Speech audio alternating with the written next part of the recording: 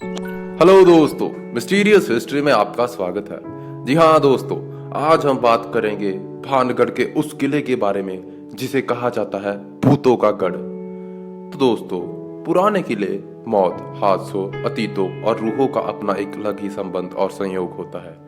ऐसी कोई जगह जहाँ मौत का साया बनकर रूहें घूमती हो, उन जगहों पर इंसान अपने डर पर काबू नहीं कर पाता और एक अजीब दुनिया के सामने, जिसके बारे में उसे कोई अंदाजा तक नहीं होता, अपने घुटने टेक देता है। तो दोस्तों, यही बात है भानगढ़ की। आइए बताते हैं उसके अतीत के बारे में। भानगढ़ किला 17वीं शताब्दी में बनाया गया था। इस किले का निर्माण मान सिंह के छोटे भाई राजा माधो सिंह ने करवाया था। राजा माधो सिंह उस समय अकबर के सेना में जनरल के पद पर तैनात थे। उस समय भानगढ़ की जनसंख्या तकरीबन 10,000 थी। भानगढ़ अलवर जिले में स्थित एक शानदार किला है जो बहुत ही विशाल आकार में तैयार किया गया है। दोस्तों, इसके चारों तरफ पहाड़ों से घिरे हैं और इसकी कलाकृतियां भी अद्भुत हैं। भानगढ़ किला जो देखने में जितना शानदार है, उसका अतीत उतना ही भयानक है। आपको बता दें कि भानगढ़ किले में एक बार प्रसिद्ध एक कहानी है, जिसके अनुसार भागगढ़ की राजकुमारी रत्नावती, जो कि नाम के ही अनुरूप बेहद खूबसूरत थी, उस समय उनके रूप की चर्चा पूरे राज्य में थी और 7 देश कोने कोने के राजकुमार उनसे विवाह करवाने के इच्छुक थे। उस समय उनकी उम्र महज 18 वर्ष ही थी और उनका यौवन उनके रूप में और निखार ला चुका था।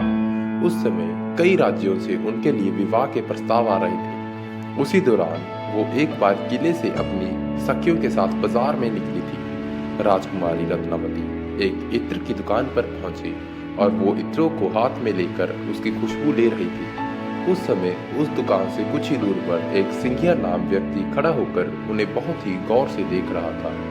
सिंघिया उसी राज्य में रहता था और वो काले जादू का महारथी था। ऐसा बताया जाता है कि वो राजकुमारी के रूप का दीवाना था और उनसे प्रगाढ़ प्रेम करता था।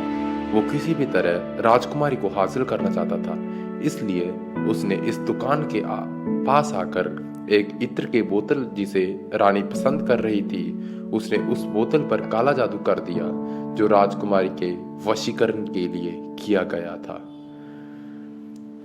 तो दोस्तों, उसके बाद राजकुमारी रत्नावती ने इस इत्र के बोतल को उठाया, लेकिन उसे वहीं पास के एक पत्थर पर पटक दिया। पत्थर कर पटकते ही वो बोतल टूट गई और सारा इत्र उस पत्थर पर बिखर गया। इसके बाद से ही वे पत्थर फिसलते हुए उस तांत्रिक सिंघिया के पीछे चल पड़ा और तांत्रिक को कुलत दिया, जिसके उसकी मौके पर ही मौत हो गई।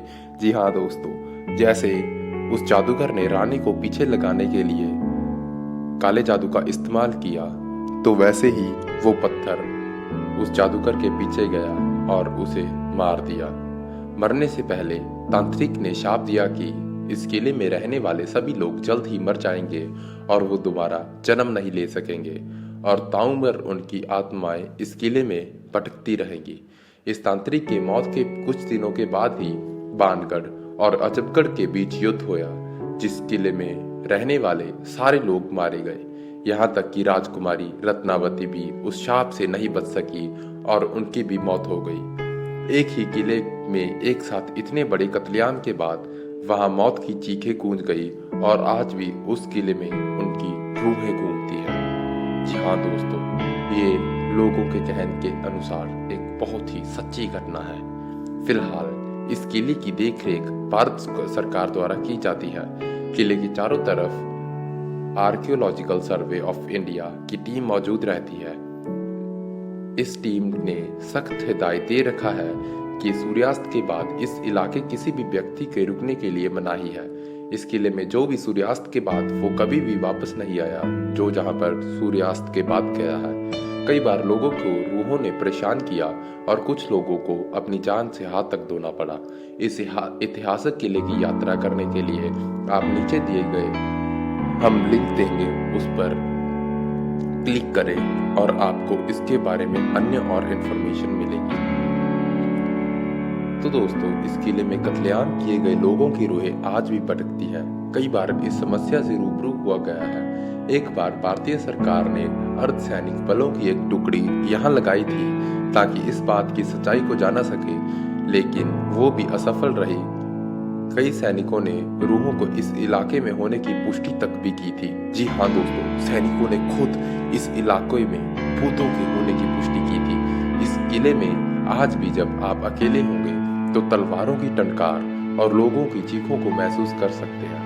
इसके अलावा इस किले के भीतर कमरे में महिलाओं के रोने या फिर चूड़ियों के खनकने की आवाज भी साफ सुनाई जा सकती है।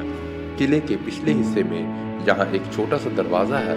उस दरवाजे के पास बहुत ही अंधेरा रहता है। कई बार वहाँ किसी के बात करने या एक विशेष प्रकार के गंध को महसूस किया जाता है।